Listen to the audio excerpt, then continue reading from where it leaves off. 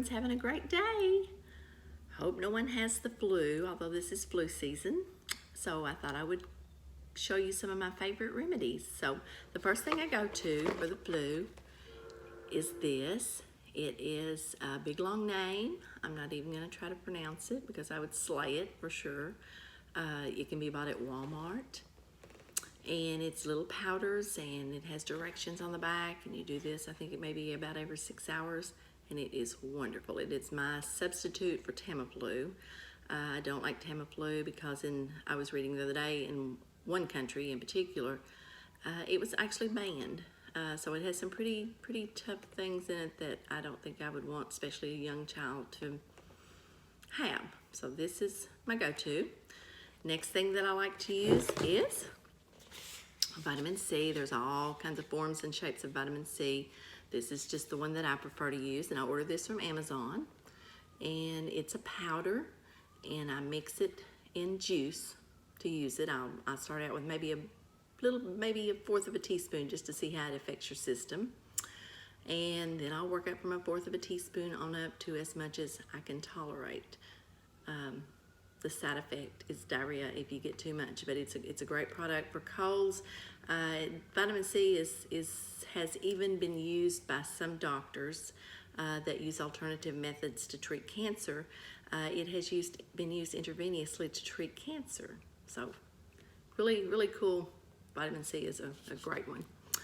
Of course, when you have the flu, you always have a sore throat.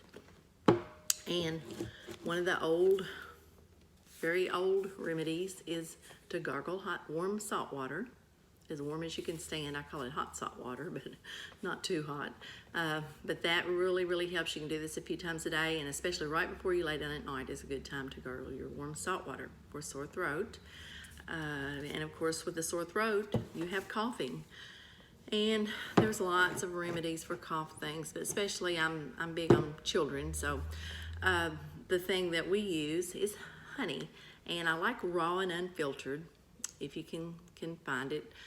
This is not local for me because this has Florida on it, but it is raw and unfiltered. And I do have people that I buy local honey from, and if you need a contact, I can fix you up with them.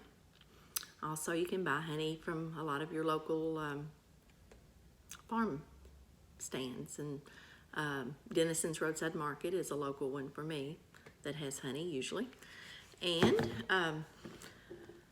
after you do all that doctoring, then you have to worry about germs. I'm a germphobe, so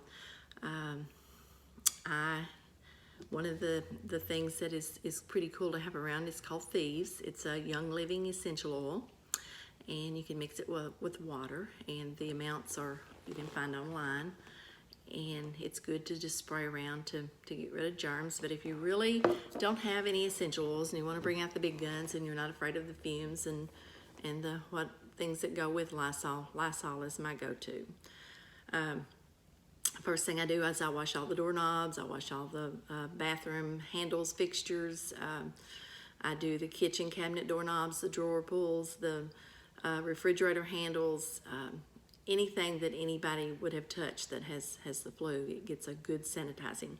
And Lysol is pretty good. Actually, on the back, I was reading that it has fought, you can read on the back of your can, it says human coronavirus. So it's some pretty good stuff. So the coronavirus has been around for a while. It's actually a common cold virus from what I read. But in China, it's much more than that. A lot of deaths, and that's very sad, and I hope they can get to the bottom of it and get it lined out where we stop losing people. So that's just a few of my tips for helping you get through the flu days. Drink lots of liquids, of course. Grape juice is a wonderful thing to use while you have the flu. That's what we mix our vitamin C in, is our grape juice.